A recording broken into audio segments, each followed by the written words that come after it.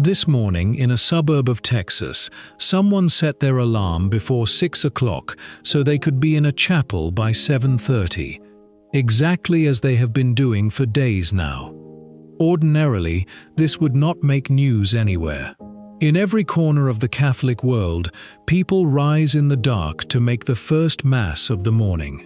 Except this week, in this particular chapel, getting up early has become the single most discussed story in American Catholicism, and as of tomorrow, it may no longer be possible at all.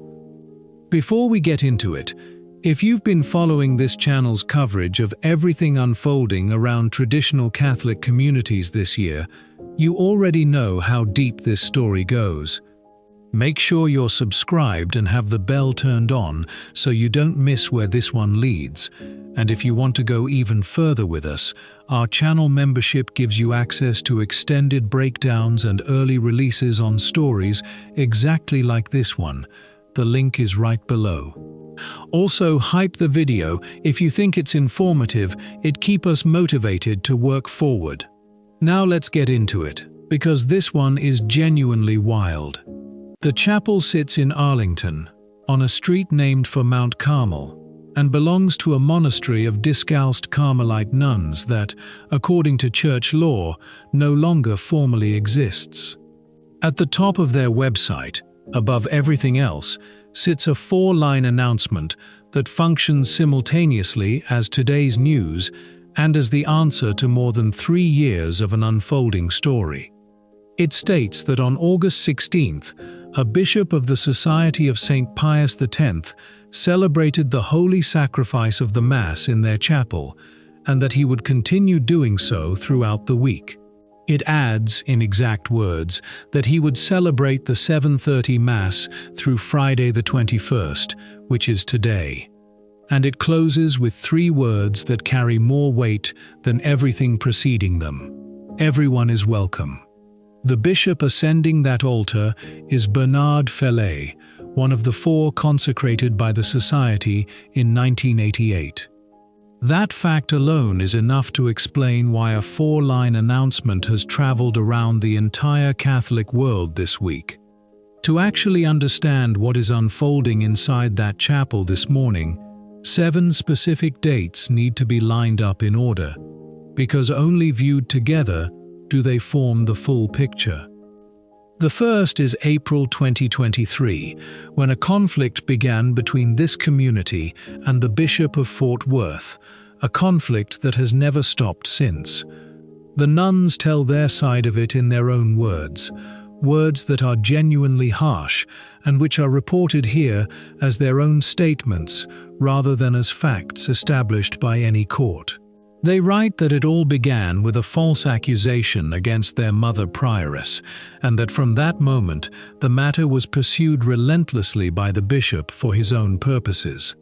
The conflict soon spilled beyond the boundaries of the church entirely and into the civil courts of Texas, with lawsuits, injunctions, and appeals dragging on for months in front of state judges. In the meantime, a decision made by the bishop against one of the nuns was actually overturned by Rome, a detail worth noting because it shows the matter was genuinely contested even within the church's own internal structures. The second date is August of that same year, when the community was formally welcomed into association by the Society of St. Pius X, which from that point onward assumed responsibility for their sacramental life. The third date arrives a few months later, in October, when the nuns were declared dismissed from the Carmelite order and from religious life altogether, accused specifically of having abandoned the Catholic faith. Their published reply, dated October 30th and still visible on their website today, contains the phrase they have repeated ever since, whenever anyone asks whether they still consider themselves nuns. "The vows we have professed to God cannot be revoked or taken away," they write, "and by virtue of them we belong to Him and are His." In that same text, they reject the more serious accusation against them with a simple argument, recalling that they pray daily for the Pope and for their own bishop, and that no one can therefore say they have left the Church. They add a line worth hearing twice. Disputes about man's desires and man-made rules do not exclude us from the Church.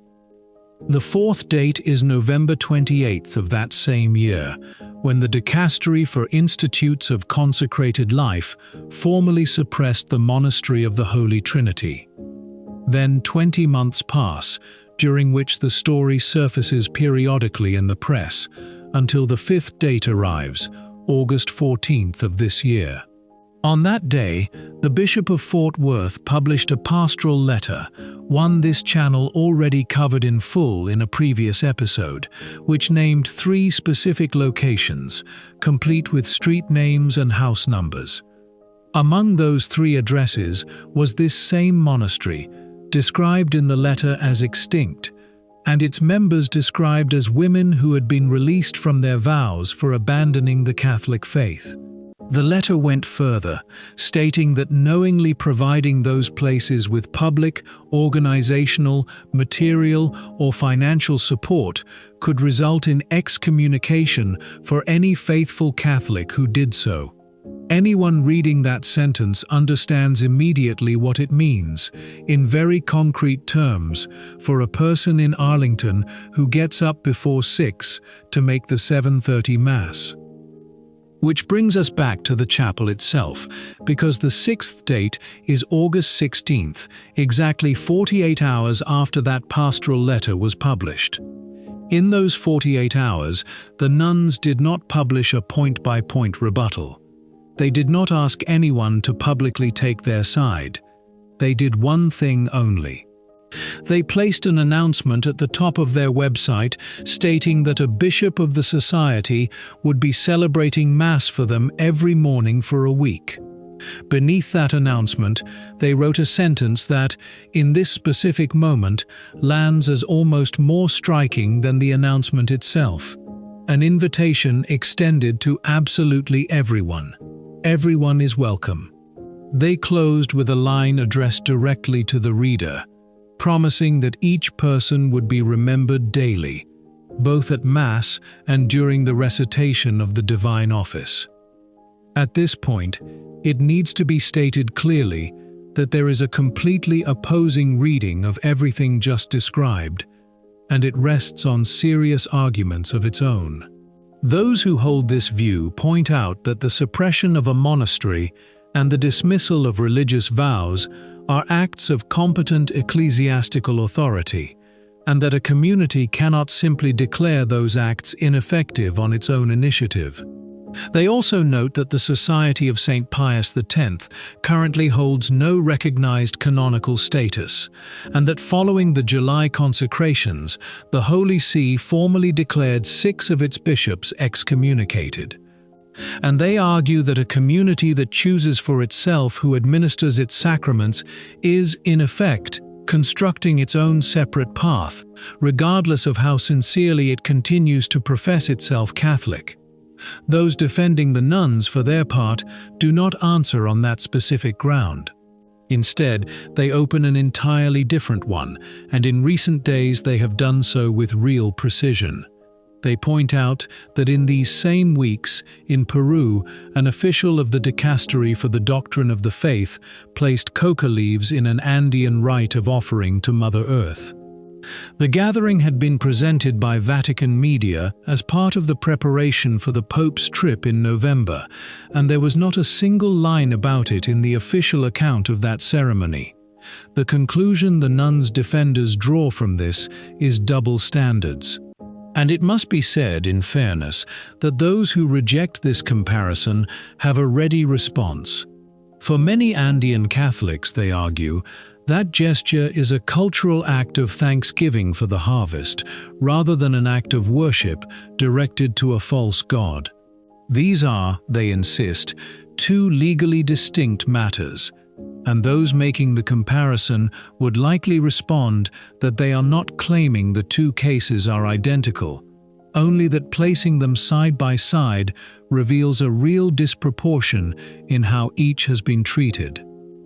If this story has you wanting to know how it actually ends, stick with us into part 2, and don't forget to hit subscribe so you catch it the moment it drops.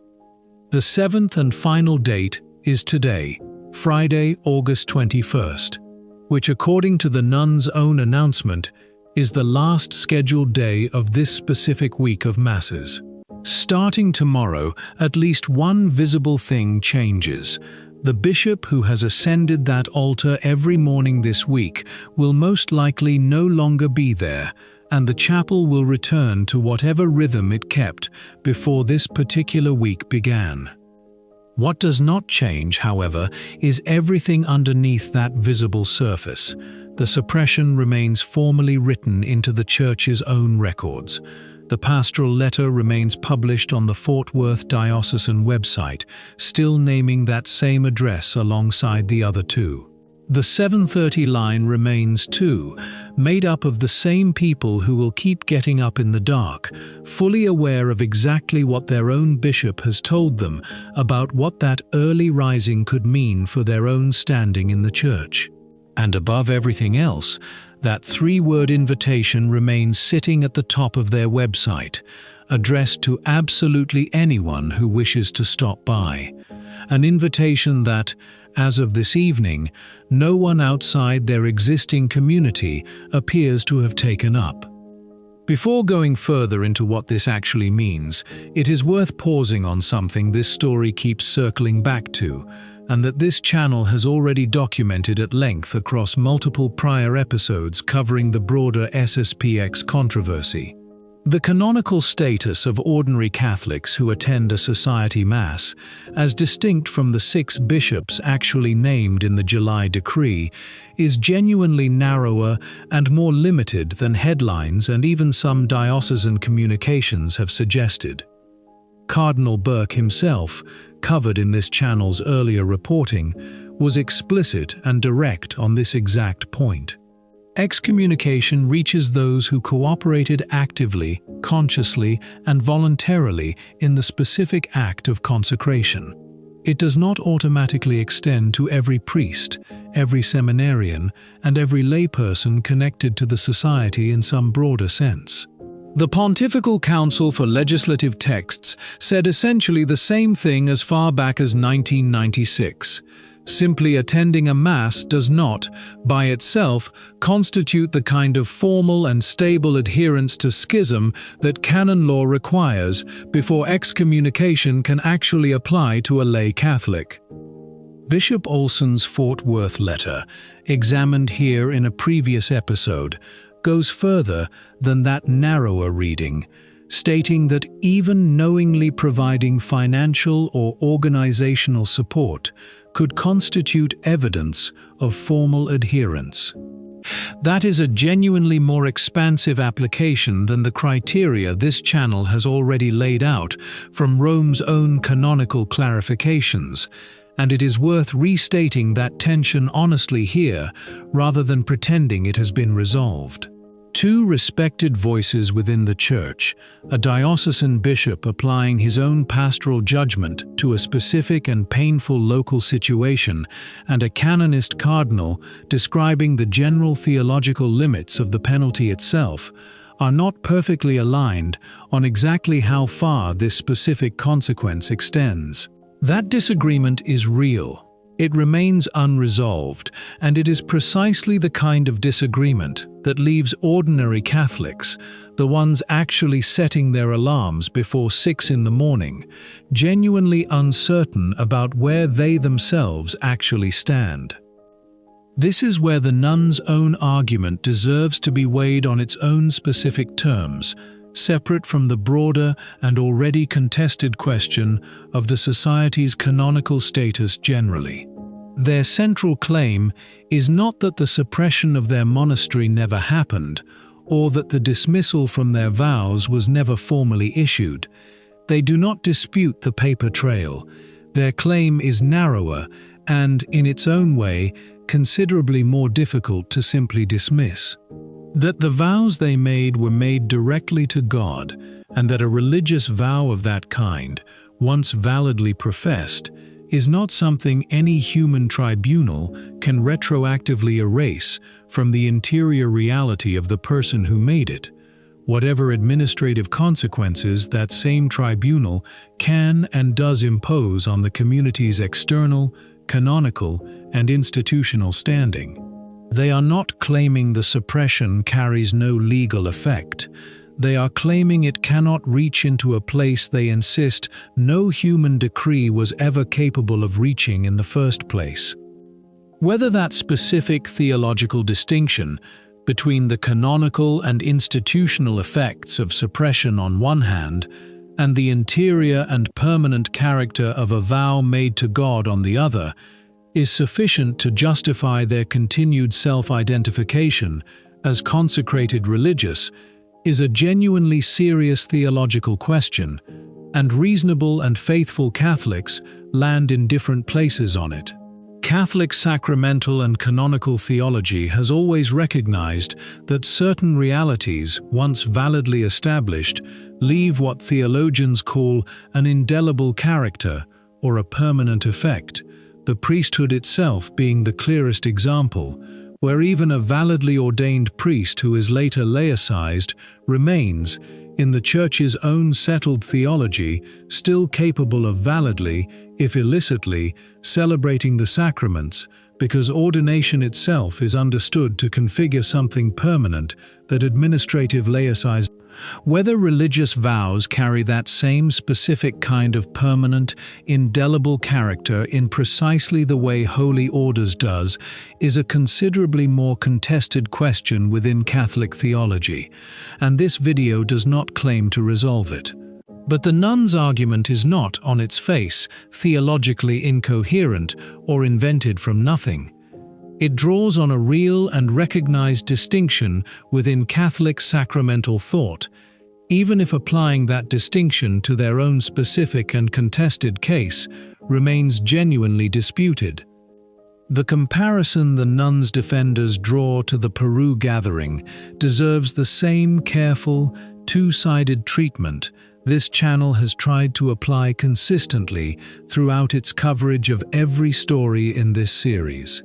It is fair and accurate to note that the specific act described, a Vatican-linked dicastery official participating in an Andean offering rite involving coca leaves presented to Pachamama, generated no comparable public correction, warning, or media attention from Rome, in the same general window of time that a pastoral letter was being issued naming a specific convent by street address and warning of possible excommunication for financial support.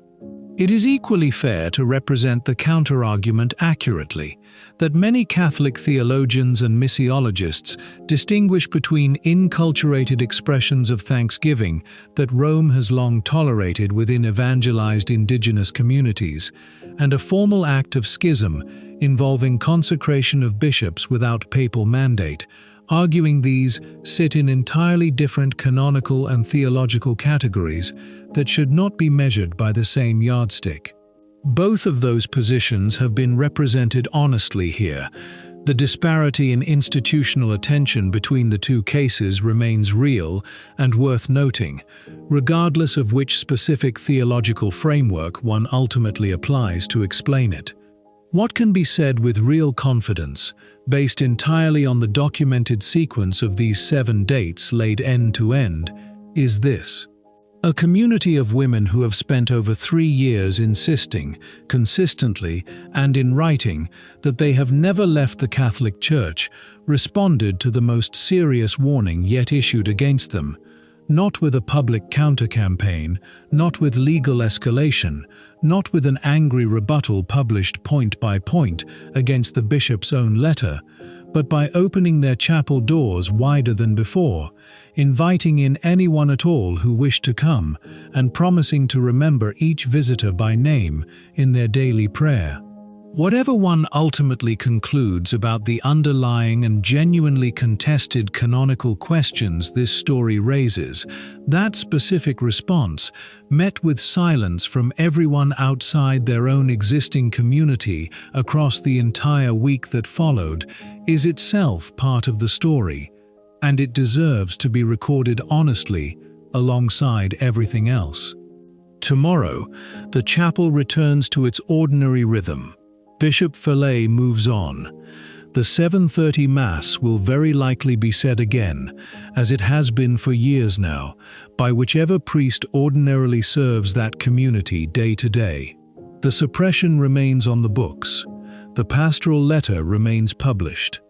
The 3 street addresses remain exactly where they have always been, and that 3-word invitation, still sitting at the top of a website belonging to a monastery the Church's own records describe as no longer existing, remains there too, waiting for anyone who wants to actually walk through that door and see for themselves. This is exactly the kind of story we've been tracking closely across this entire series, and if today's video gave you a clearer picture of what's actually happening inside this dispute, that's exactly why we do this. If you found this helpful, do us a favor and hit that like button. It genuinely helps get this reporting in front of more Catholics who are just as confused about all of this as everyone else.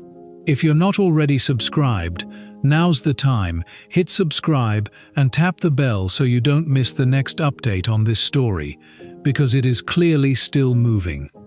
And if you want deeper coverage, extended cuts, and early access before anyone else sees it, our channel membership is linked right below this video. Joining directly supports the work we're doing here and keeps us able to bring you stories like this one the moment they break. Thank you all for watching and for sticking with us through every twist in this one. What do you think?